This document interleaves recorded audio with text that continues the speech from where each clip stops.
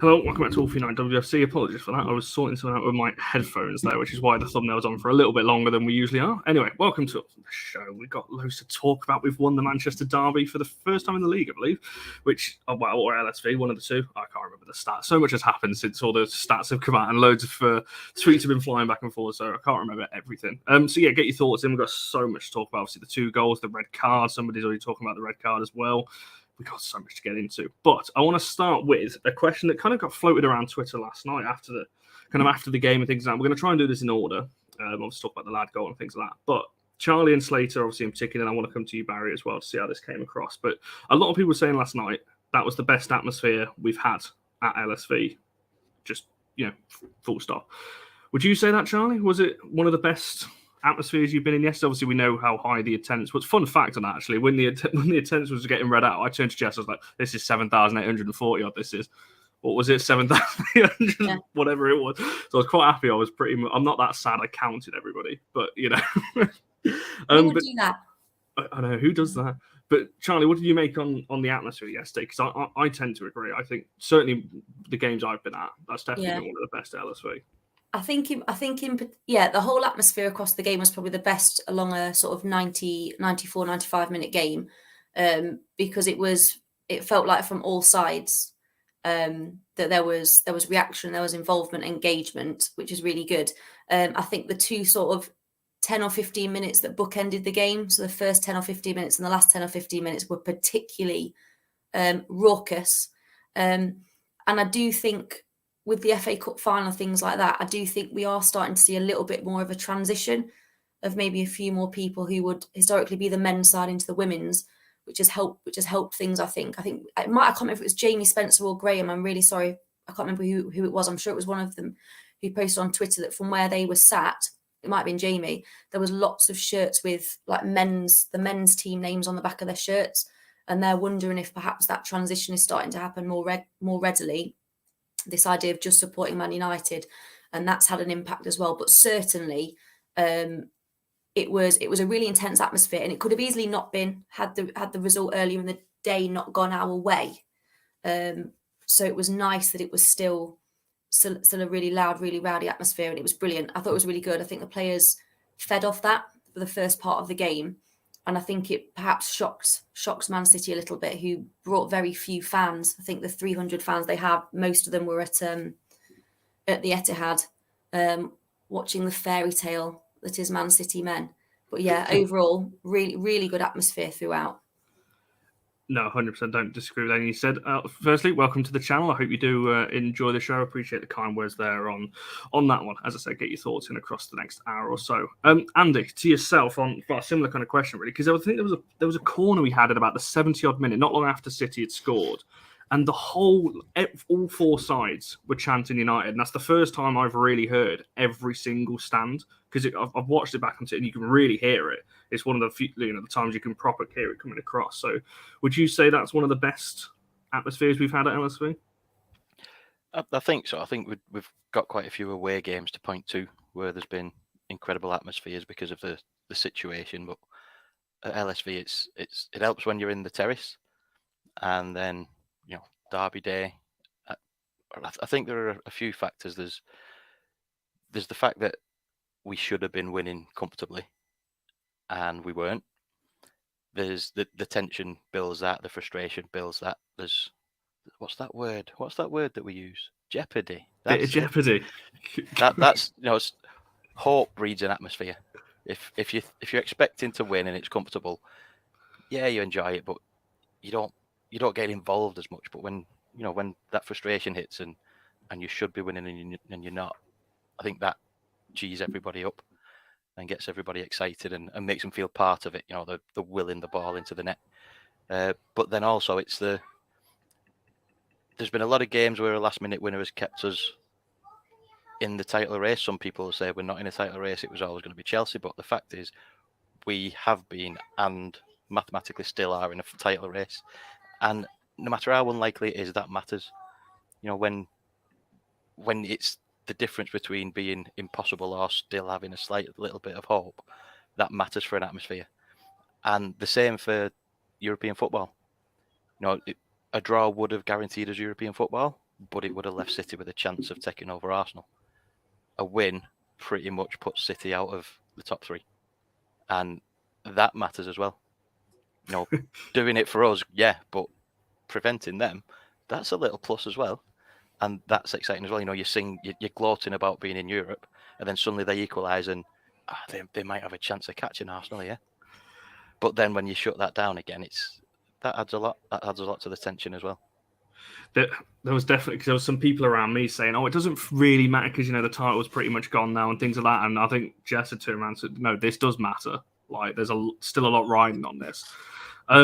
Barry, for yourself, a lot of people in the comments saying it came across on TV. I've got images of you just kind of like singing the songs in your room and like in the living room that you're currently in and things like that, and jumping up, around when the last minute winner and all that kind of thing. But how did it kind of come across that atmosphere? Because I said, obviously, I've watched bits of it back, and it certainly sounded like it did for majority of the game.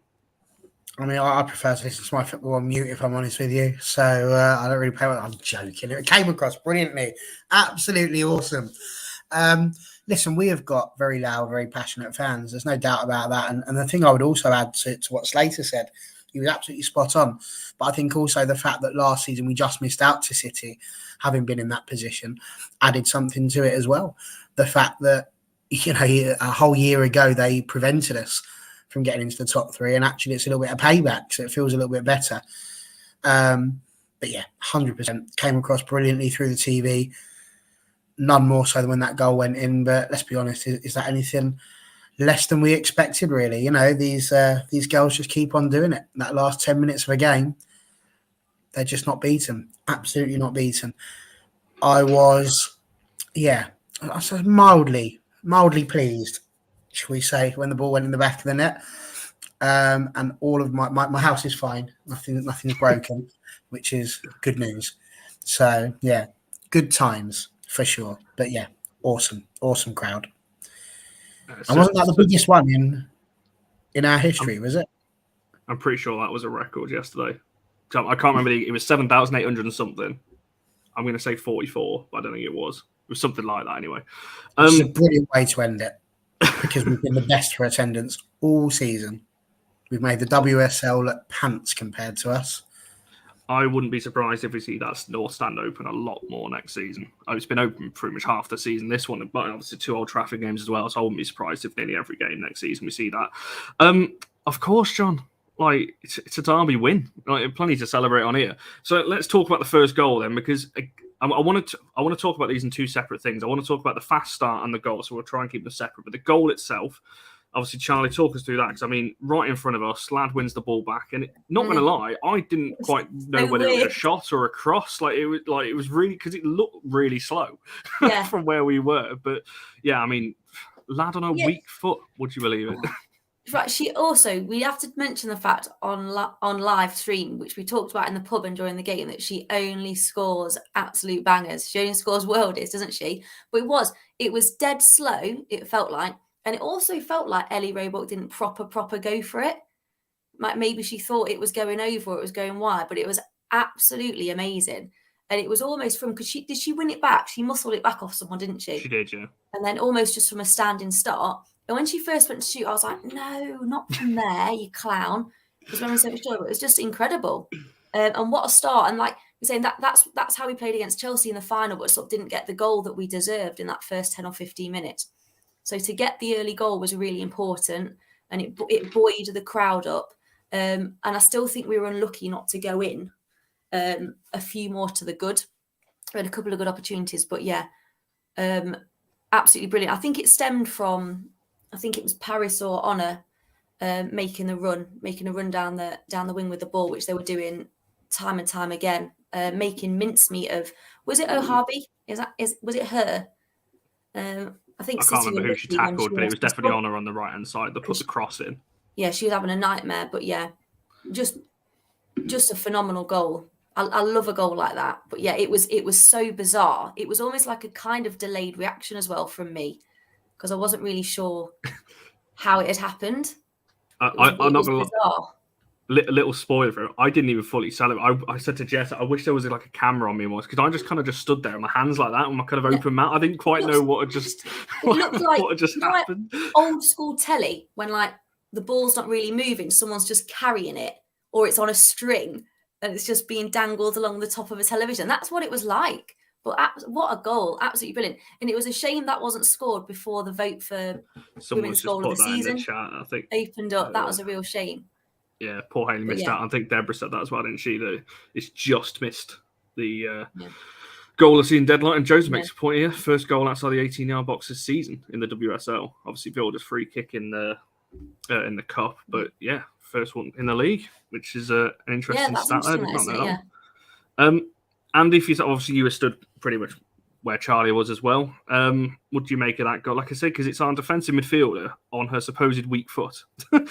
She's kind of bent it into the top corner like that. The finish was spectacular, but then, we can talk all day about how good the finish was and that it's the first one outside the 18-yard box. But Charlie's already mentioned that Hayley Ladd had just won it back from a City player, but even before that, Keats wins it from a City player close to the final third, and that's what instigates putting it out to the right and Honor putting the crossing. So it's twice within a minute that we're winning it early. We're not letting them settle on the ball. The hunger at the beginning of that game was immense, and that led to winning it twice, the second one leading to a sublime finish like that. So it's more than, beyond just the strike, the weak foot, the distance, but the hunger that we noticed within the first minute. We noticed the hunger.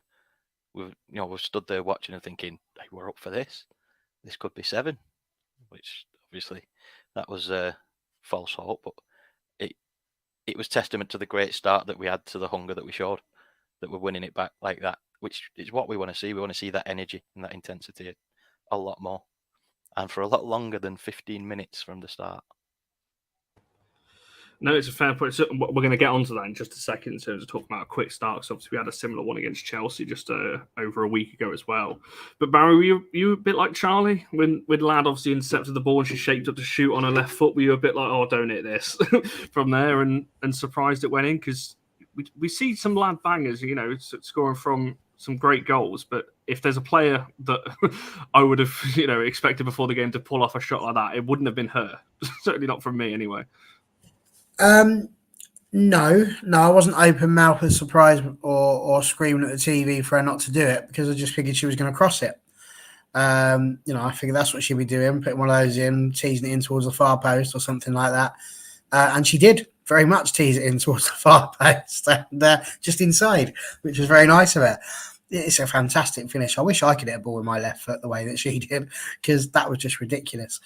And I mean, honestly, the guys have said it already. Just the work ethic, the way in which the team moved forward, the driving run from Parris. I like to do this. I know it winds you up because it spoils your topic point, but my player of the match by an absolute country mile, Nikita Parris, absolutely nailed it.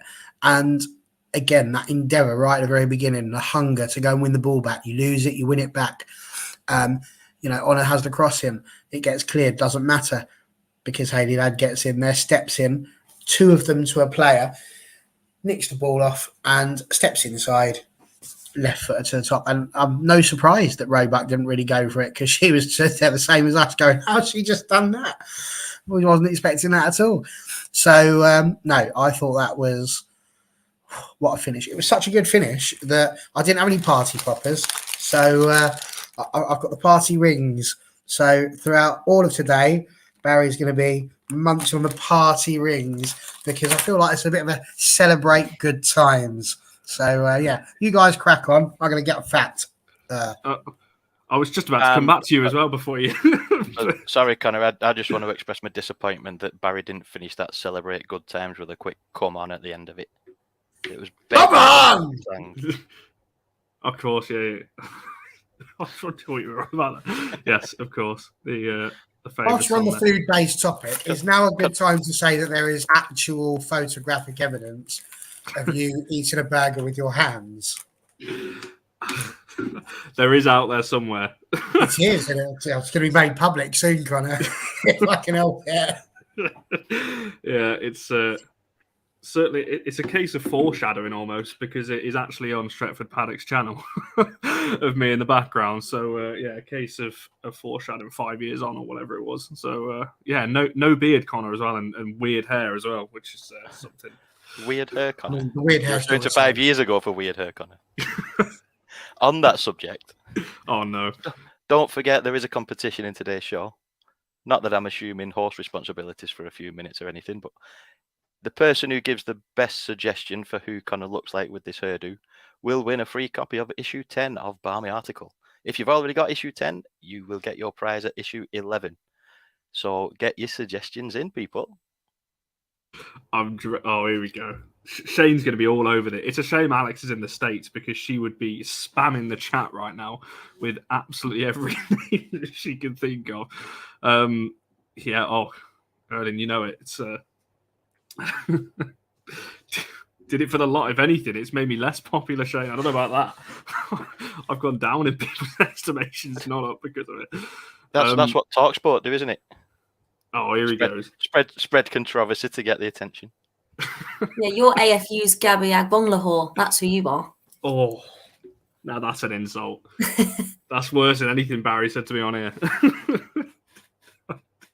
I can't quite believe that. I can't even remember what my next point was now. Fast start, that was it. So, Barry, I was going to come back to you. I can see you're eating your party rings. So How you go for it, mate? I'll be dining on party rings for the entirety of tonight's show. I'm ready for you anytime. The fast start again, you mentioned Parris and obviously Ladd on it. Well, to be fair, the whole team was pressing from the front again, but we saw this against Chelsea, that real quick, fast-paced start. We've seen it a couple of times this season. We don't tend to always start like this, but I mean, yeah, just talk to us about those 15, 20 minutes, because I think for me, that was some of the best football we've played all season. I love it when we do it. I'm a massive advocate of it. That early start catches people out. It doesn't give them a chance to settle into their rhythm. You get up in their face. You really spoil any game plan they might have. And we have done it before. We did it in the 4-2 against Chelsea last year. It surprises people, and it gives you that chance to grab an early advantage, to take the initiative and to press yourself forward and hopefully get that advantage that you can then go and defend. Some of our biggest problems have been when we don't get the early goal, or we don't get an early-ish goal, or the first goal even, because it then leaves us in a position where we're chasing the game, and then we start getting a bit more panicky, a bit nervy, a bit tetchy, and it makes it a bit harder to do. So fast starts are massively important. And I would argue that even though it may not have been the longest of fast starts, by the end of that first half, we 100% looked like we were comfortably moving towards a victory over Man City. And I would argue that obviously you'll get to the point, but going down to 10 certainly would have added to that thought process. So, but yeah, for me, that's how you should be starting every single game. But then it loses its surprise value, doesn't it? That's the whole point. It's like the Muhammad Ali of tactics here is Mark Skinner. What's he going to do? Is he going to float like a butterfly? Is he going to sting like a bee? None of them. He's Mark Skinner, not Muhammad Ali. Come on. You've managed to get some crazy names and analogies into every show. Most basketball names that you bring up. I'll find a way. I'll get him in there. No problems. So sorry, Connor. Muhammad Ali was a boxer. He was really, really good.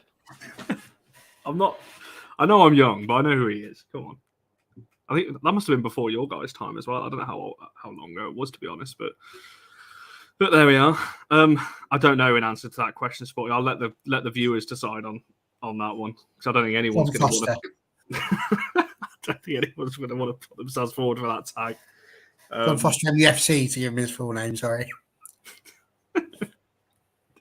But Andy, for yourself, what do you make on that kind of quick start as well? Because as we said, it was Parris. It was pretty much everybody, pressing from the front for 50. To be fair, for most of that first half, I highlight the first 15, 20 because it was.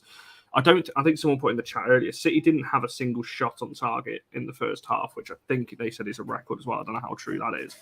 But I think for the first 10 minutes in particular, I don't remember City even getting out of their third, like their defensive third, let alone get out of their own half. It just seemed we just boxed them in, and that was it. Yeah, it was relentless, and that's great until it isn't anymore. So it needs to not be a start. It needs to be, or you can't sustain that for 90 minutes because you burn yourself out. But when you're not playing with that intensity, you've got to have some control of the game. Otherwise, it's wasted. It's no use playing a seesaw and saying it's our turn to be intense. Now we'll settle down and you have a go at us.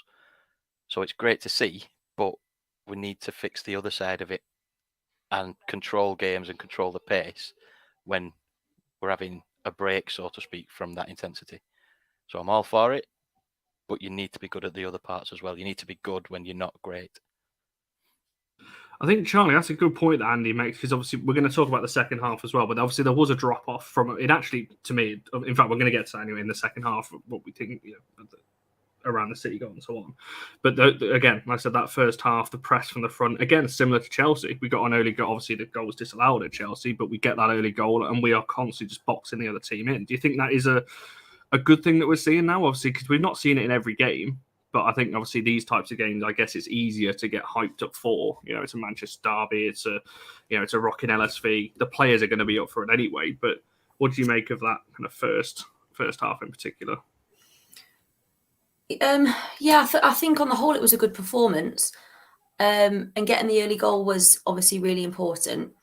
But I think there's still an argument there for making the most of the other opportunities that we have. So there are opportunities. I'm not trying to be disrespectful to City, but to kill that game off in the first half, there are other opportunities for players, for Parris and Leah, and I think Millie headed it onto the roof of the net. But I think Andy's right. It felt like in the game, and it might have been the situation, the pressure, and whatever else it was, but it kind of felt like we were sort of yo-yoing from breakneck speed to kind of a bit ponderous, and there was a little bit of lack of assuredness of what we should be doing when we had the ball for long. Because there were times when I think we were clearly smashing them on the counter attack, and so they weren't always just going to keep going at us and pressing us in the same way that we were pressing them. And it was kind of, we looked like we were struggling to figure out what to do there, and it just made things a little bit slow. That doesn't mean you have to be going gung-ho all the time, because like Andy says, you can't do that. It's just not going to work. But you still need to be making things happen. So moving the ball quicker, a little bit more movement in the middle and on the wings, just so it moves City around, particularly when they're down to 10. I think you can do a little bit more to be shifting the opposition. I think Annie's right. It's kind of peaks and troughs. It's really, really good, or it's just a little bit like deer in the headlights. We're not quite sure what to do at times. So yeah, it'd be interesting. I think that's the next thing for them. When a team's allowing you to have loads of possession, it's what you're going to do to keep the ball and keep control and keep things moving. Can I just ask Hylane what Gorton's done today? Has she spilled her pint? Did she not finish her whole sandwich? What sort of insider info is going on here? What's Gorton been playing at? She spilled petrol on the floor? What's going on? What's happened? Obviously, he does mean yesterday. I know. But yes, it's. I was oh, he's gone. Well, Slater's had enough. That's too lowbrow for him. If anyone noticed me laughing during Charlie's point there, it was because of that. Mike's. I will come back to you, Charlie, on what you want to say there. But yeah, I like the Bros idea, but they missed out that bit after Vanilla Ice, between Vanilla Ice and Jedward, where we said you had the Ace Ventura hair. To be fair, yeah. Yeah. Maybe Connor through the ages. Who knows? Andy's back. So I was going to say as well, I don't know if like there's some games where United are a bit slower and pass it around, and we're all a bit like, oh, it's fine. They're not being wasteful. They're just looking after the ball. They're just taking the sting out of the game. They're looking for the right opportunity. But then in a game like last night, everyone in the crowd is hyped up and desperate and just wanting them to go for it and smash them and feeling like they should have been turning them over. And that maybe influences how we look at the other side of how they play, maybe as well. It's because obviously I mentioned the last two games, obviously, because we have started like that. And the reason why I mention it is because we've not started a lot of games like that. We start on the front foot for the most part, but with that real high intensity where the fullbacks are really high and Ladd and Zellum are really high as well. But like, I think I agree with Lanzell. Love the high press, but maybe we should have been 2 up, at least 2. I think with the chances we had and the areas we got into, We could have, I mean, don't get me wrong, loved a last-minute winner again, bit of jeopardy, as I always say. But yeah, maybe we could have killed that game a little bit earlier in that first half. But again, when Skinner talks about things to improve and to learn next season, the team's go in one direction, that's up. So hopefully next season we do see more of this. Pressing from the front, but also taking the chance when we get it. Somebody mentioned the defence earlier. That's the lowest amount of chances City have had all season. That's a testament to our backline, which we're going to get to in a second as well. Are you back with us, Andy? Or are you? I am, yeah. Barry suggested Leah could spill a pint and my computer broke. Dear me. Didn't realise you'd spilled it on your laptop. Sorry. I'm currently going to Google, so... She missed Barry, just like yesterday. I'm currently Googling this because I've got no idea. No, I don't know who Jenny Bravo is, but I like the idea of it. Well, that's the oh my life. the new female version of Johnny Bravo. It's female James Bond, female Doctor Who, and now a female Johnny Bravo. I feel like this is something you need to share, but as you're not, I'm gonna have to go and have a little look myself, aren't I? Dear me. Very quickly on the robot red card. To be honest, there's nothing really to talk about. We know it's all a red. I just wanted to get your reaction to it when it happened because, not gonna lie, as soon as Parris went through and she started running out, I turned to Jess, like, she is not getting that. Like, there was just why? Obviously, if Emma Sean is in the comments, I spoke to her after the game, and every City fan I seemed to speak to just said, "What was Ellie doing?" Like, she was never getting that. Like, it was really bizarre, like how quick she came up. But Charlie, what was your kind of, I guess, reaction? Because I mean, she was never getting that ball. I don't know why she did it. Like, if that's a United player, I'm really annoyed. And by the sound of it, City fans are really annoyed as well. But but what Ellie Roebuck did was what some people wanted Mary Earps to do last season when Sam Kerr was through on goal for Chelsea. Do you remember? That's what people wanted Mary Earps to do. I don't know if it's working. I don't know if you can hear me. I'll just keep talking. Yeah, I can hear. Yeah. Laggy. It's a bit laggy my end. You guys are. But I'm not surprised she did that because she is like reckless. I think Ellie Roebuck is reckless and she's got that sort of thing in her all the time. I know she's young, but she'd also been getting like pelters through the warm up from the terrace, like being under some serious pressure and getting a lot of jibes and a lot of poking the bear. And I think she's also a bit of a hothead as well. So I'm not surprised. I thought it was hilarious. It's dead funny. And I think Keats played it really well. She just knocked it round her because in case she got past her, but then just knew the contact was coming and made a bit of it, but it was definitely a foul, but did a 360 spin in the air. So it was like, referee, look what she's made me do. But yeah, just a walking red card. We used to call Raphael for United, fullback, walking red card. That's what Ellie Roebuck's like as a keeper. Parris definitely did the right thing by jumping because it looked worse than it actually was because me and Jess were saying at the time it was a good thing she didn't almost plant her leg into the ground because if she'd have done that and Roebuck goes into it, that's a real nasty tackle. But the fact Parris jumped and obviously went flying, that actually made it better for her so she didn't get seriously injured because it's not a good... Don't get me wrong, the studs aren't up like some people were suggesting, but she just wiped her out. But Andy, I'm coming to you on this one. Ian's comment, was it a red card though? Sure. I've not seen one comment or tweet or anything saying that it wasn't. I watched some highlights before and the commentator was saying that the ball was going miles away. The ball was nearly going out for a throw-in, so it wasn't a goal-scoring chance. Some people are saying the defender was covering. You can show a couple of stills that suggest that there was cover, so it should be a yellow instead of a red, or that the ball was on its way out of the pitch for it not to be a goal scoring chance. But it's utter garbage. Of course it was a red card. I have no doubts at all.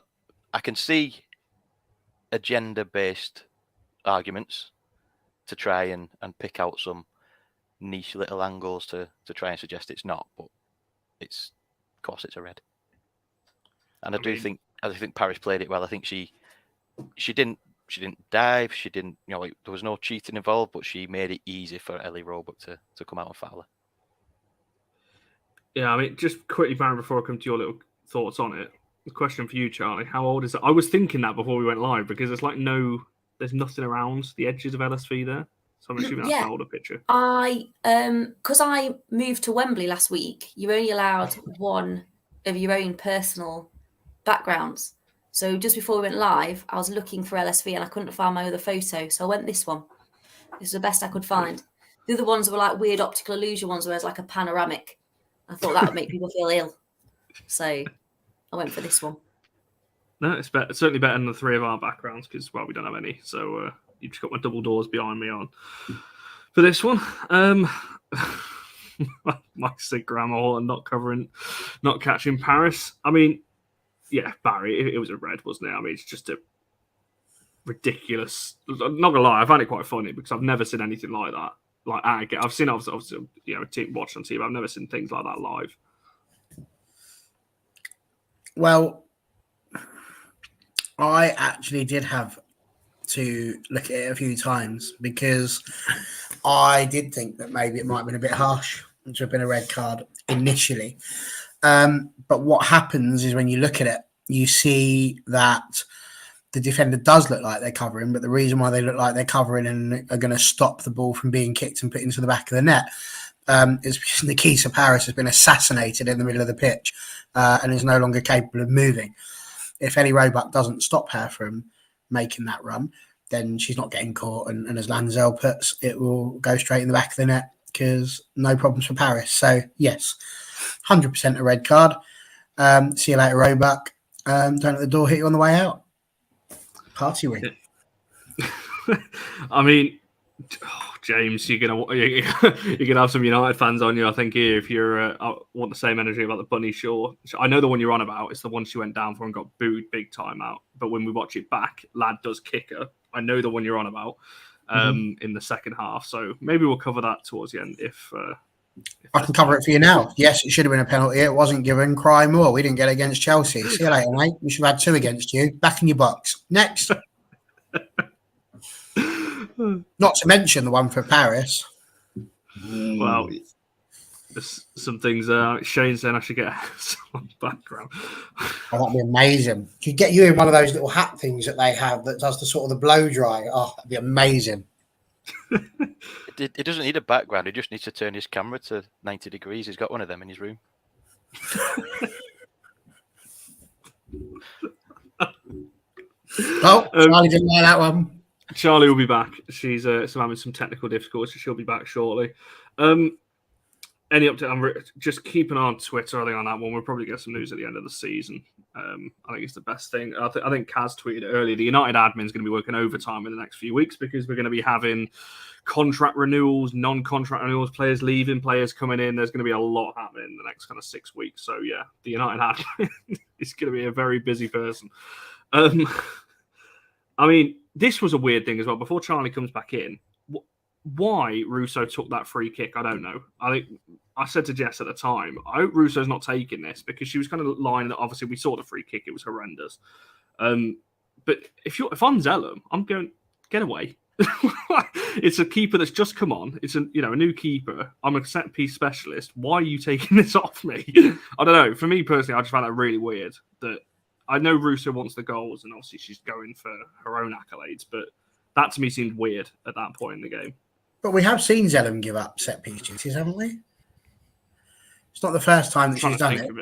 Didn't she? Because she let Bo Risa take one, I'm sure. So it's not the first time. Bo Risa, maybe, yeah. I'm trying to think who else has taken free kicks for us apart from Bo Risa and Zellum. I don't think there's been many others. We've seen Galton on corners and things like that. But I don't remember many free kicks. It was just weird. And especially because it was so far wide, I was just like, yeah. It reminded me of the McCabe penalty, to be honest, earlier in the day. That you can ask again on the Russo contract. You're not going to get any exclusives there, unfortunately. If we did know some information, we won't. I can confirm that she has got a contract that takes her to the end of this season. Oh, Charlie's back and gone again. That was quick. In and out, like honestly. Good evening, Kaz. Good to see you. I've just mentioned your tweet earlier as well about United admin tweet. You've just missed that. Yeah, it sounds pretty good. It just baffled me. Yeah, here's what it is. No big deal. We went on to win the game as well. And just very quick on this, most of them I would expect. Well, the ones that are leaving have got to be done before then anyway, I'm pretty sure, because they're actually out of contract before the World Cup even starts. So, yeah, we'll be seeing a few, that's for sure.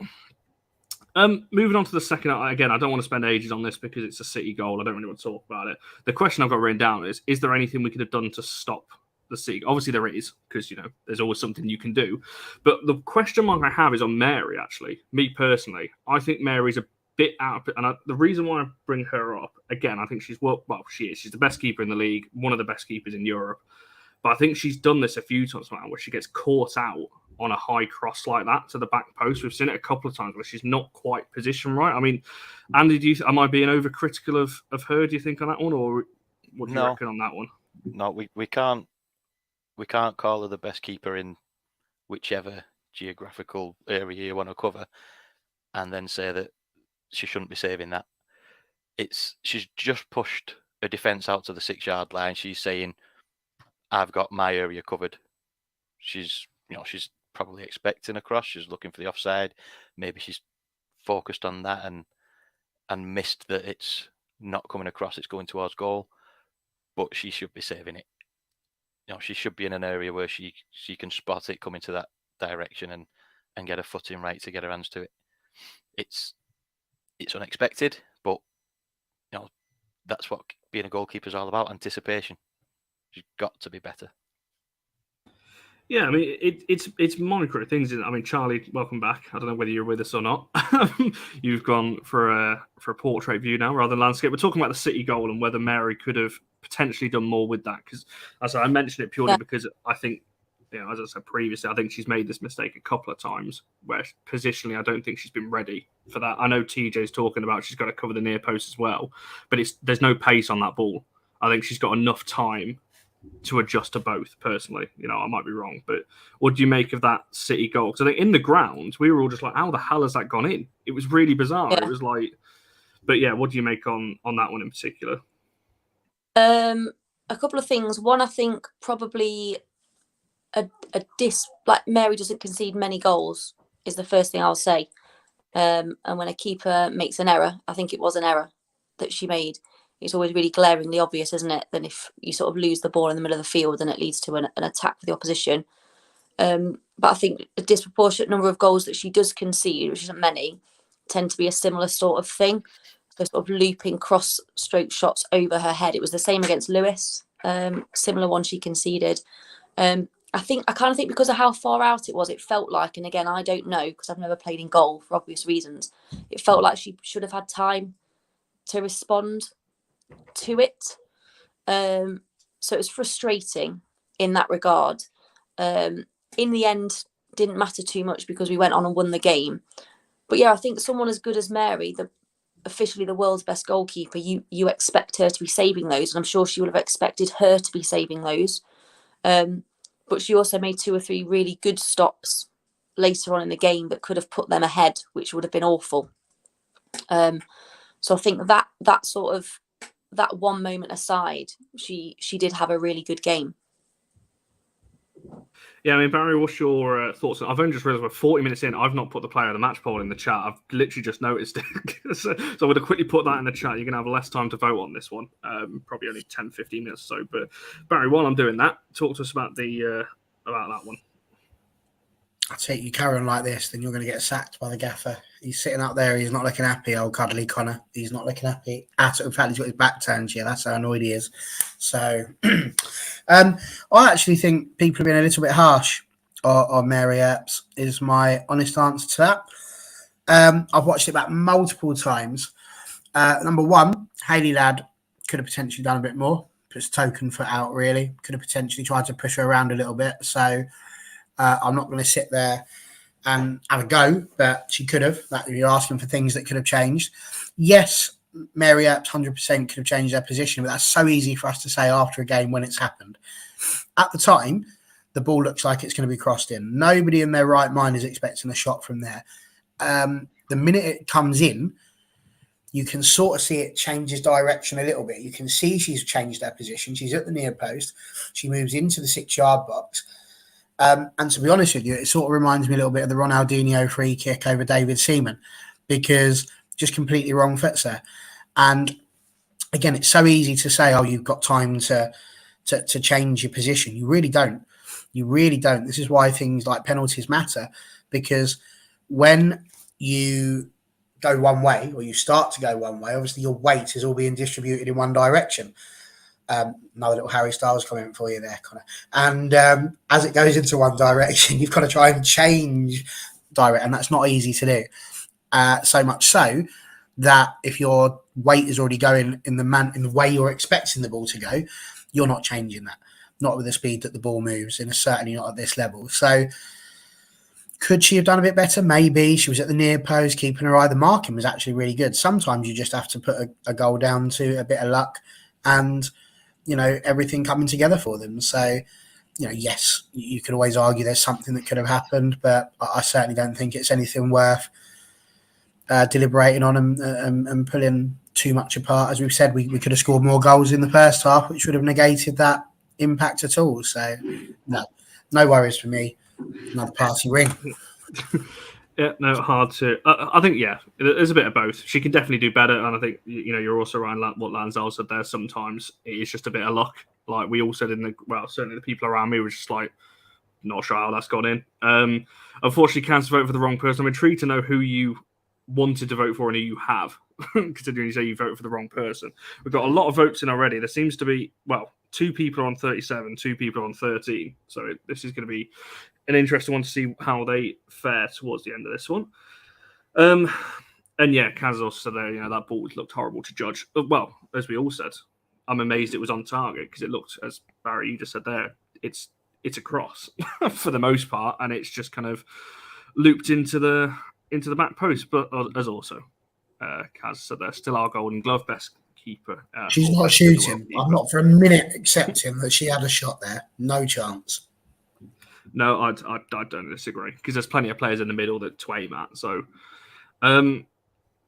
saying honour for player of the match. We'll get back to player of the match at the end. So, if there is somebody on the poll who you want to vote for, i.e., honour or somebody else, let us know towards the end. We'll come back to that one.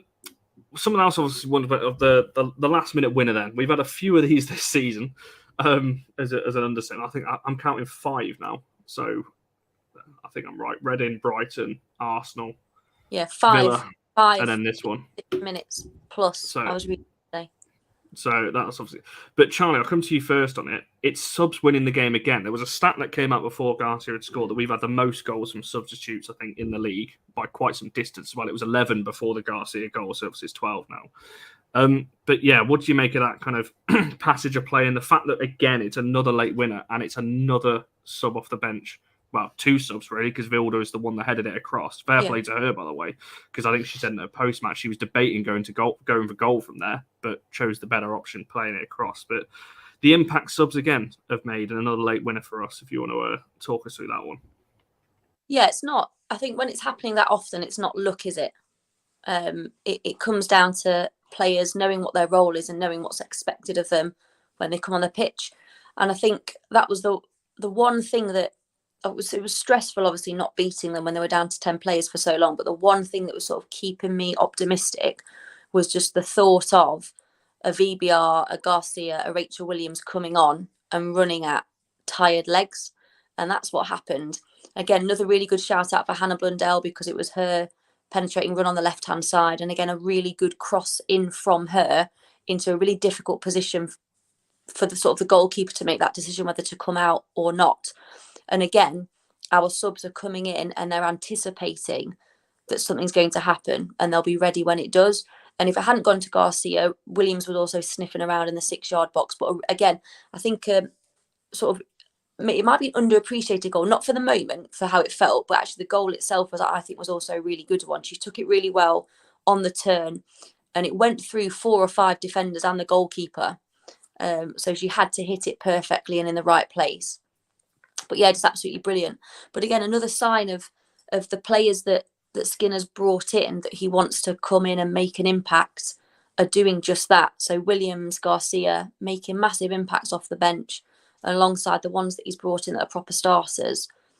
It's just brilliant. And I think it becomes a thing, doesn't it? I think Skinner said in his post-match, he said, people are expecting now that, we'll just we'll make substitutions, and our substitutions will have a massive impact, and they could win us the game. The game changers, aren't they? But yeah, it's brilliant to have that in your locker. And again, that was also, I think, probably one of the loudest noises I've heard at LSV ever. Like the volume, the reaction to that goal was incredible. Garcia running around in her muscle vest, which is why I thought at first it was Big Bad Rach Williams. I thought if any of them wearing a muscle vest, it's her. But it was Garcia. Yeah, really, really good, really well taken. And again, just makes it worth the sort of 30 minutes before when it felt like we weren't going to take advantage. But again, it's the mentality, isn't it? It's the mentality of we'll keep going until the final whistle. And people will say, oh, it's lucky. You've been lucky because you've got all these last minute goals. That isn't luck. That's the mentality of we're not just going to sit in and take a draw. And it's huge. That goal is one of the biggest ones of the season. And it was Deb messaged me last night. And I think I messaged it to you, Connor Newberry, perhaps, saying the fact that they're going to have a second trophy. It was a muscle vest, a second trophy at Prenton Park, even though it probably won't be needed. The fact that they're going to have one there just in case fills me with joy. When you think about what people have been saying, that, which some of it is correct, that, we've got no money and the facilities are crap and we've got the worst manager in the WSL and the squad's rubbish. It's absolutely incredible scenes that we've taken it to a situation where there's got to be a trophy at Prenton Park against Liverpool just in case. I love that. I think it's brilliant. It certainly is. We're going to talk just a tiny bit about, obviously, what the result means just at the end of this one. They don't High Lane Productions. Thanks very much. They call that elite mentality. That's what they call it. Agendas is what that is. Also, Jason was so loud. I mean, you're not wrong. I like that one. What else? There was a comment I was going to bring. That was what I was going to bring up. Honestly, there's a lot of spelling mistakes in this, but if I had £1 for the amount of times Kaz has sent me this in the last 3 days, I would be able to afford to keep Honor at United. That is for sure. Yeah, certainly a lot. Vilda fan page, definitely. But again, came on, made an impact. I mean, Andy, what did you make of that one? And like I said, it's another late goal. It's another 2 subs off the bench that have made an impact. We've seen Williams do it. We've seen Garcia herself do it. Vilda's done it. And again, it's Vilda, Garcia linking up, and another good cross from Blundell as well. But as Charlie said, we just keep going to the end now, and it's you almost feel like we're going to get more chances towards the end of the game. It's just this season, obviously, the more it's happened, I never felt a 1-1. Obviously, you're getting a bit nervous, but you always felt we're going to get another chance here. I'm a little bit torn because you look at the games where we've done it, and it's, Reading, we should be beating. We shouldn't need a late goal. Brighton in the cup, we've beaten 4-0 twice, but it's a cup semi-final. So, we should be winning more comfortably, but the game itself, the occasion, makes it tricky. Arsenal, don't care how we win that. The fact we won it is the big deal. Villa are a tough team. They gave us a tough game. We did it. This is City. While it's City, we should have been far more comfortable. And I think you look at late winners and they're a great occasion. If it's been a tight game, and a justifiably tight game, it's a great way to win it. But at some point, you've also got to look at games that you should be more comfortable in. It's great for the fans to celebrate a late winner. But there's always going to be a time when that late winner doesn't come. And that was Chelsea this time round in the cup final. That was the game it didn't happen in. At some point, you can't, you can ride your luck as much as you want, but at some point, you're going to get unlucky. And I think going into a more intense season where hopefully there'll be lots of Champions League games, we're going to be playing against better teams more often, which I think will be good for us. I think we're good enough to do it, and I think it'll be good for us to play better teams more often. But we need to learn to control games a little bit as well, because it's notoriously difficult to play against 10. But when you're 1 goal up, when they go down to 10, you don't need to be stressing. You don't need to be chasing. You should be making them do the running. And I think that's where we've got to improve a little bit. I'm all for a few late winners, but we need to be preventing the need for it more often to be challenging in the Champions League. It's certainly an interesting point because I think, if we do that against like a Lyon, we'll be completely out of it by, 60, 70 minutes because that's the kind of team they are. However, I think, Barry, coming to you on this one, we've said all season about the subs and, there's a couple of questions about these kinds of things. There's a couple of questions in the chat I will try and get to towards the end if we've got a bit of time to cover it at the end. But, Skinner, as we've said all season, gets a lot of, obviously, criticism for his subs, some justified, some not. But again, we've seen them come on and make an impact, winning goals again. Like I said, we're top by some margin for subs coming off the bench and scoring. So, yeah, what do you make of that goal? And also, I guess, the composure of Vilda and Lucia in that moment. Like as Vilda said in her interview, she was considering going for goal, but to have that composure so late in a game in a derby, to nod it across and for Lucia to take a touch as well, not just scuff it and take it first time, to do all of that late on in a game, it's a brilliant tool and to have going into next season as well. Absolutely. I mean, I can't really believe you came to me for that part of the question because I couldn't have been much clearer. That I don't partake in this nonsense. Having a go at Martin Skinner at the end of the day, what he has done this season has been outrageously good, and he's going to make mistakes just like any person will. He made his mistakes in the cup final. We discussed that. We discussed it at length. Today he got it right again. Today, see, I've done it now. Yesterday he got it right, and he did it brilliantly. We have scored 12 goals, as you said, from substitutes this season. The closest to us is Chelsea with 5. So it's a difference of 7 again. And it's us over Chelsea once again. I agree with everything that Slater said. Well, I will say it was a lucky goal. And, I don't think that's one they've carved out and had a really good go at. It's a freak goal. And as a result, it's put us under the cosh, which is another reason why, as I said, we needed to have a few more goals in that first half. Because if we do, it negates that goal. Even if it does go in, it just becomes an annoyance rather than a problem. If I wanted to be funny, Connor, I could also say we should be thanking Mark Skinner for bringing Vilda off the bench. Because if she starts that game, she doesn't make that assist because she wouldn't have been on the pitch. She'd have been substituted by then. So, there's a million and one things you could say if you wanted to go down there. I'm just going to choose to go, isn't it wonderful that we've got this team that just fights until the very end every single time? And yeah, we didn't score against Chelsea in the cup final, but again, we had a fast start. And again, we worked all the way till the end. We nearly got it. And although nearly only really works in horseshoes and hand grenades, it's certainly something that we need to sit here and think about and be proud of. We've done absolutely likes that one. So yeah, I'm chuffed. I'm so chuffed that it's time for another party ring. What is that? Is that a saying? Am I missing somebody? Is that a genuine phrase, or have you just made that up? Connor, you're always missing something. Oh, here he goes again. Honestly, I've never heard of that in my life. That's Would you prefer to be blown up by a hand grenade or nearly blown up by a hand grenade? I mean, well, yeah, obviously, but horseshoe. That's what I should say. Thank you very much. Fair enough. That's something I've heard of before. There was a question I wanted to get up. See, yeah, Reaper saying if Reading want to stay up, they need to win. Yes, we're going to talk very brief. I'm just going to do some quick fire at the end, I think, with some of these questions. Lanzo made a good point that I do want to get to, though, which was a Martin interview after the game. I thought it was quite positive moving forward, wanted investment to compete against Chelsea. And someone else he also said, no, not that one. Where is it? That's the true. One.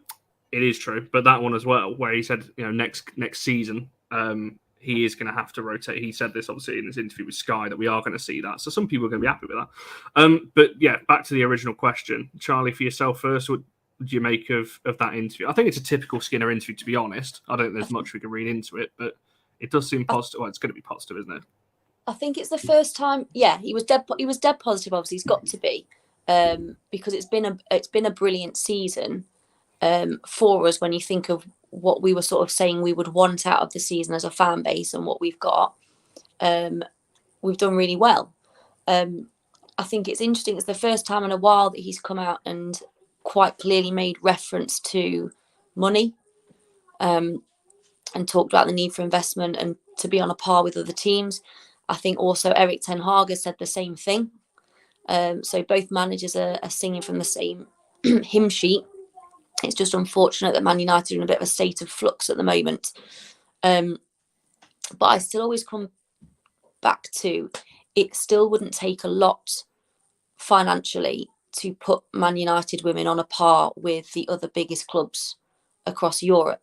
It wouldn't take a lot. So I think it's interesting that he said that. I think it's good that he said that. He's made it clear that he wants investment. But I also think, yes, he is right to be positive. He's right to be really positive about what they've achieved and what he's achieved and the coaching staff. It's been brilliant.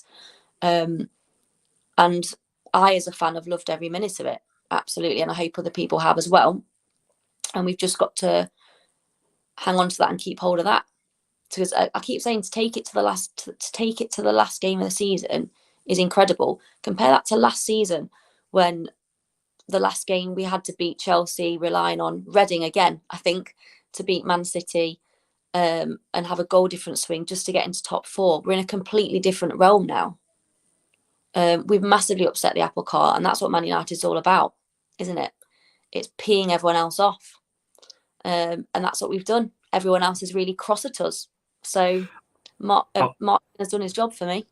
I was going to say Twitter. I found it quite funny how the kind of the hate brigade that came Mark Skinner's way yesterday night and into this morning was actually started from Arsenal fans, funnily enough. And it's ironic of them moaning about him when we've actually done them a favour by beating City, because that draw would have put Arsenal under pressure for the top 3. So I'd be quiet. Just one quick thing I want to say regarding Mark Skinner, because Barry and Andy have said, there are obviously things that you watch any football game and you'll think as a fan, I wouldn't have done that, and I would do this differently, and this should have happened. And sometimes you're right, and sometimes it's difficult for us as fans, as much as we think we know football, to fully understand what's going on behind the scenes. But what I will always say is, if we're going to blame Mark Skinner when things go wrong, we have to then praise him when things go right. And there's a little bit of, when things are going well, it's in spite of him. He's got nothing to do with it. But when it goes badly, it's all his fault. And I don't think you can have both of those things. I think him and the coaching staff deserve loads of credit, particularly if we're working on the shoestring that is claimed. I think credit where credit is due. Yeah, I mean, Andy, do you want to follow up on that? Because I think, Charlie's just said that spot on. You can't have one without the other. He, as Barry said as well, he's going to make mistakes, as do players. Like, you cannot have a faultless season. You just won't. But yeah, what Lanzar's question about, what do you make of his interview, and also off the back of what Charlie just said there? I think the trouble with what Charlie's just said is that not we as in us here, but we as a fan base, or the vocal minority of it, don't just blame him when it's bad. They blame him when it's good. There is no positive from some elements, and I don't think we're ever going to get that. We're not getting it at this point. I don't think we're ever going to get it. I think we've got to support them our way. We've got to engage with the fans that will bend their opinion to what they're actually seeing. Because I'd have took 3rd place, clinched on the last day of the season on goal difference, thanks to a complete fluke or to a dodgy penalty decision. I'd have took it, because that was the aim, to get top 3. To be still in with a sniff of the title on the last day and get to a cup final, it's incredible. So yeah, I think Skinner's saying the right things about investment without being too obvious about it. I think they say that Casey left because the investment wasn't there. That wasn't the only reason. I think it was handled all wrong from a manager's perspective in that sense. I think the way Skinner's going about it, he's doing well, but he's still talking about the need for more to get more. I think you could possibly compare it to Mourinho. Mm-hmm. Mourinho left in a typically bizarre Mourinho way, but he was brave enough to say, I need investment. And I think something that Skinner's done well also, that has a slight parallel to Mourinho in that season, Mourinho bought 2 centre halves and then said he needed better centre halves. Mark Skinner has bought players and in a short space of time moved them on, not felt pressured to play them. He's playing the squad or the team that he thinks will do the job. If that means signing a player and thinking, not as good as I thought, not as good as a player that I already had, you don't want a manager who feels pressured to play names. And I think that's a great thing he's done this season. He's picked his team, even if they're not his players that he signed. He's picking the players that he sees capable of doing the job. And that bravery is vital to not bow to pressure. I think he's very progressive in the way he's doing it, and he's pushing for more without causing too much trouble, but hopefully causing enough to say, you need to back me. And he's proven why he's worth backing. No, 100%, and hopefully we see that over the summer. Because I think if any team has earned that, and coaching staff, it's Skinner and the coaching staff and the team investment into next season. Hopefully, obviously, make it to the Champions League group stages and beyond that as well. Speaking of signings that he made, I wanted to come back to something because Sporty mentioned it. Do I not get a go on this one? I started with you on that one. I came to you first, and you said, "I can't believe you went to me with this one because you know my answer." You didn't mention anything to me about what people were saying about Mark Skinner. You started with Charlie. Facts. Did I? Or did I? Outrageous, mate. You just completely cut me out, and I've got a diatribe absolutely lined up, ready to go. It's because everyone's moved around the screen since. Can we get VAR? This will be splendid. Can somebody rewind? On my own show. It's outrageous. I'm pretty sure. I know where I'm getting confused. It's because I went to you about the Skinner sub question, then that led into the Lanzell question. I thought I went to you first. Yeah, go on. Give me your thoughts on because I want to get to Sporty's point about the Tissier block as well. Well, there was 2 things I wanted to say. The first thing was what not Sporty, but I think it might have been Sporty actually says about a head of recruitment. And the first thing I wanted to point out is that we've got a head of recruitment. That person is called Mark Skinner. That's his job. Don't be buying people in to do jobs for other people. Mark Skinner is the person who should say who comes in and who doesn't. And if there's anybody else sitting there having a go, oh, nice one, Shane. If there's anyone else sitting in there having a go, they shouldn't be. Mark Skinner should make those decisions. What I've got to say is quite short because everyone's allowed an opinion. I've got no problem with that. You can all have one. It's not a problem. But I saw John Foster put something on his Twitter and it was responded to by somebody saying he needs to go, if we're totally honest. My question is simply this. I put as a response, and I just want to read it out to you because that's literally what I've got to say on it. On what basis?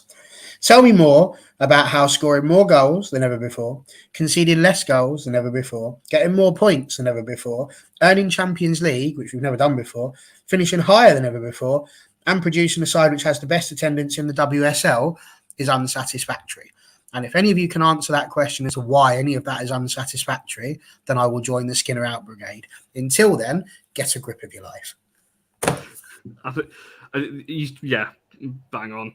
The only thing that you potentially have gone wrong is Skinner did say himself that he is going to be stepping away from recruitment.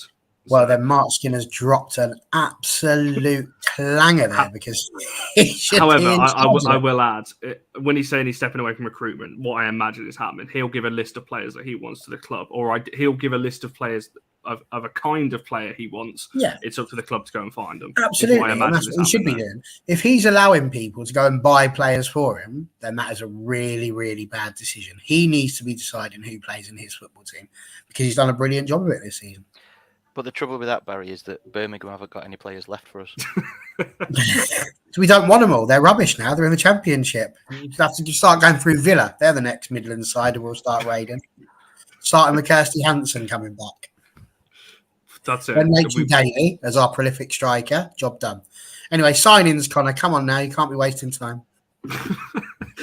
Charlie, Letitia's block, we have to mention it. There's a lot of outrage in the chat when I moved on to our second goal without even mentioning it because she did exactly the same against Beth England, in the Spurs game. She's done it in this one, obviously with Bunny Shaw. I've seen some rival fans saying, oh, well, Sam Kerr scores that. Well, maybe she does, but Letitia, how good I mean, we're going to do a whole show, I think, on Tissier, how good she's been this season to the back line in particular. But in this game, she's on the player of the match poll for a reason. Yeah. Just how much, I put it on the tweet yesterday, the maturity at her age, and to be able to stake, and Bunny Shaw's gone past you. She doesn't just dive in straight away, stays on her feet and dives and slides in at the right moment. I mean, I've got nothing else to say on it. I'll let you carry on because I don't even know where I'm going with it. It was absolutely filthy. It was. It's like beyond the realms. I don't get it. Like, I get doing it once in one game, but to do it in two at such a pivotal moment. Was it? I can't remember. It was a different moment. Immediately after, she kind of fell in such a way that she fell on the ball.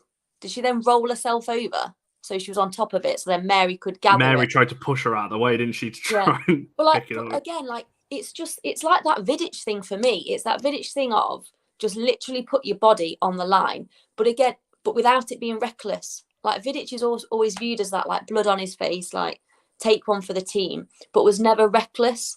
And it feels like that with Maya as well. Just incredible. The turn of pace to get back on the right side. And Sam Kerr wouldn't have scored that because Maya Tissier was in the position that she was in. She has been, for me, the signing of the season, potentially.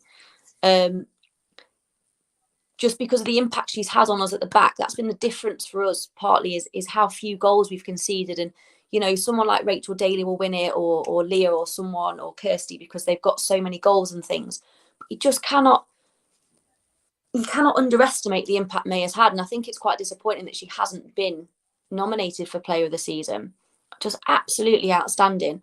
And to come from Brighton, who, no disservice to them, where she was playing as a fullback and eyes aren't all on you, the pressure is not on you, to come to Man United, immediately be marshalling that back line, called up for England.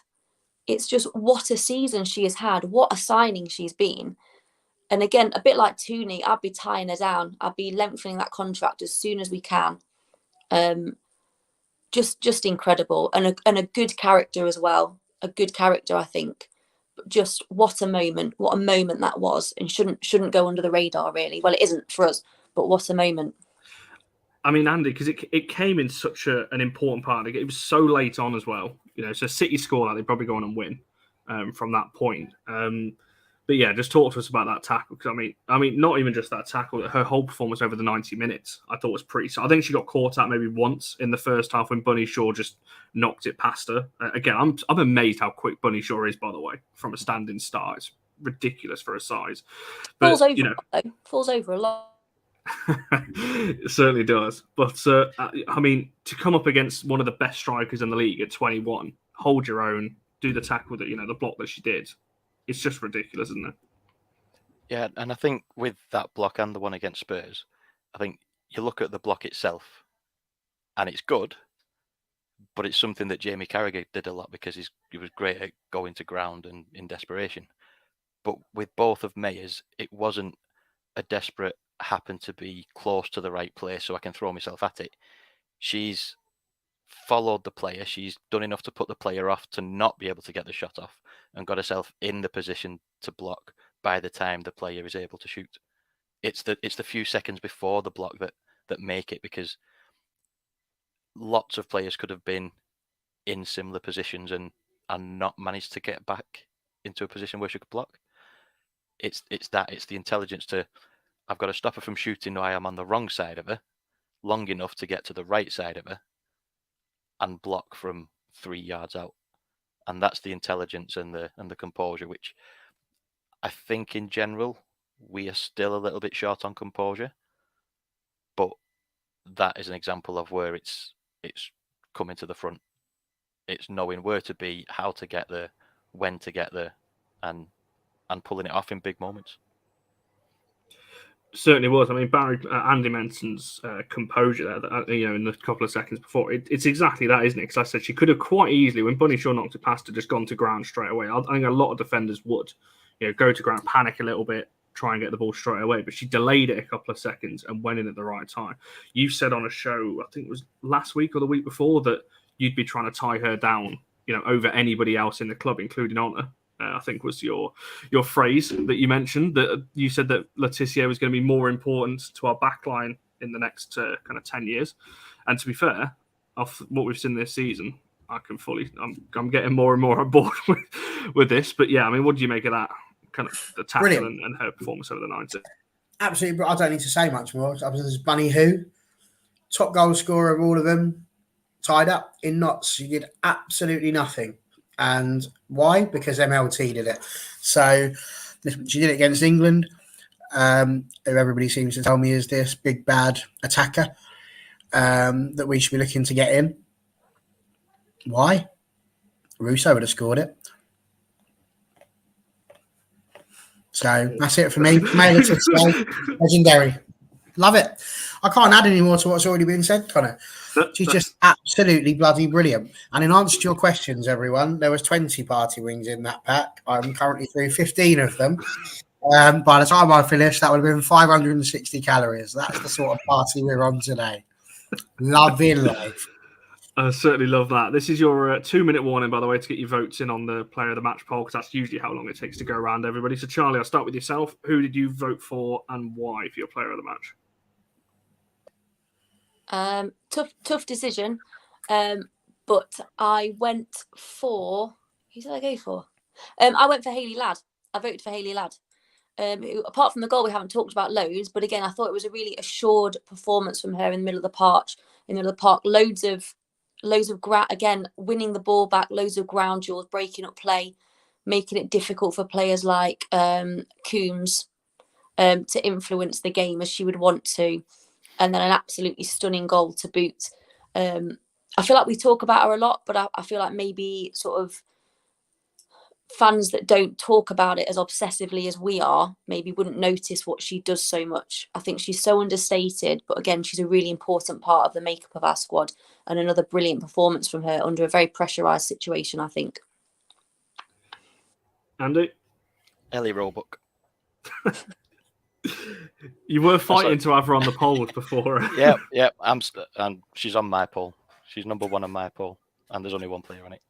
But the commenter of the night and winning a copy of issue 11, because they've already got issue 10, is Mike Lyle, who went through the decades for Connor's lookalikes. Elvis, Bros, Vanilla Ice, Jedward, Harry Styles. Mike, issue 11 will be free for you, my friend. There's the comment. I'm amazed I found that so quick, to be fair, with all the comments tonight. But yeah, that is the comment. Like your hair, it stands out above all others. Oh, that's a good one. I'll give you that. Yeah, to be fair, I've never had that before. So yeah, done a few through the decade. You just know as when Alex watches this back, she's 100% putting like a board together of each one of these. You know that, right? I'm dreading getting that message later on. But yeah, Barry's here having a party. Bring the party rings and try. I'll tell you where Bazza and Jazza go. There is parties galore. Absolutely. Back to Monday, dude. My player of the match was Nikita Parris, as mentioned earlier on. She's just been absolutely brilliant. And I think what I love most about Nikita Parris is how she has turned around and stuck two fingers up to all of those people who told her she was just a finished old bag. She's absolutely not. She's a legend, and I love her. I have had 16 party rings, so just you know, but I still go with that. Absolutely. That's fair enough. Keeps his party rings for you. Can I also just say, you know, when you gamble, not that we advocate gambling on this channel, but you know, when you gamble, you can cash in. I'd just like to know, just people can put it in the comments after the YouTube. Does it not feel like if I manage to turn around and say that we're going to win the title this year, taking it to the last day, that's got to be good enough, right? Because surely people thought I was chatting out my backside and we'd never get there. But there we are. We've taken it to the last day. Don't back down, Barry. I'm not backing down. I'm just saying. You almost sound like you're saying we've took it to be there on the last go, weren't they? So I feel like I've got a moral victory, whatever happens. Party ring 17. Charlie, just before you drop out, do you want to answer this question very quickly? If we win the title, is it an extra Twix extra or a bag of giant buns to celebrate? Which one? I can't believe if we win the title, Sporty, you wouldn't just get both. I think that's really miserable. Both. and Beavertown Oil Neck. There are other brands available, but those 3 things will do. No, that's fair enough. I know you've got to Oil jump neck, off. neck Oh, oil. go on. That's what it's called, isn't it, Andy? That's the one. Neck oil. Didn't even correct me. I don't know what it was going I on. was just enjoying the double celebration without winning the double. Yeah. We did do the double over Arsenal, so that's worth a double. Absolutely. Yeah, definitely. It's one to celebrate there. See, now Barry's very impatient. Who won't play? I'm getting to it, Barry. I'm getting to it. Give me a chance. I just wanted to make sure you didn't forget because you obviously you just kicked Charlie off, and I just wanted to make sure that you weren't going to, I wanted to make sure Sporty having an opinion. I wanted to make sure Sporty had his question raised. It's very Russia, this channel. Don't you start that. Right, now this is where it's going to be difficult. So I think Kaz is saying it. I think my vote went to Parris, but I wanted mine to Tissier probably because of the block. Now, this is where it's interesting because I have a feeling there's only one vote in it. And I think Parris has won it by a vote. So that vote that you have accidentally put for Parris has given her player of the match for this week. Parris won it on, I think, on 40. I'm scrolling back up now. Okay, maybe it was a couple of votes. Thanks. 40%, Letitia on 37, Lad on 11, and Blundell on 10. Ellie Robocon won. Potentially. I would have been, I'm intrigued, to see how many she would have got. Anyway, we need to kind of wrap this one up because Andy's going to drop in a minute as well. Because before you do, Andy, obviously I know you do your the fanzines and things like that. You've got your own podcast as well now. Where can people find all of that stuff? I've lost track of what I'm doing now. There's that much going on. The fanzine, Barmy article, go to my Twitter, which is on the screen somewhere sometimes.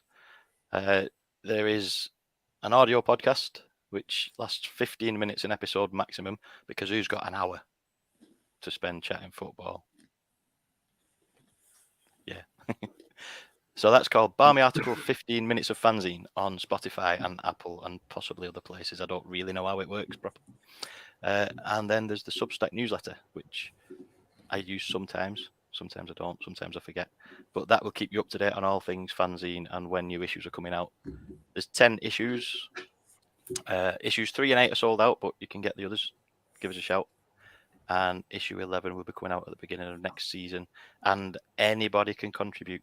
It's not a place for my opinions. It's a place for anybody's opinions, even if they contradict somebody else's in the same issue or even contradict mine. I have actually actively engaged people who I disagree with because I want it to represent the range of the fan base. Sometimes that's painful, but it's worth it to give a decent, varied platform. So if you want to write something, get in touch, write it, and it'll be printed as long as you don't swear. No, definitely. Go and make sure you go and check all of that out. I'll put all the links in the description to all of those things as well. So it's easily findable as well. We'll be back on Wednesday and Thursday because obviously we're playing on Saturday as well. We might have something a little bit different coming on Saturday as well. So keep your eyes peeled on the Twitter for that one as well. Thanks to everyone in the comments. There's been a couple of new people in the chat, so I hope you have enjoyed the show. If this is your first time watching, make sure you're liking the video and subscribing and all that jazz. And yeah, we shall see you guys in the next one.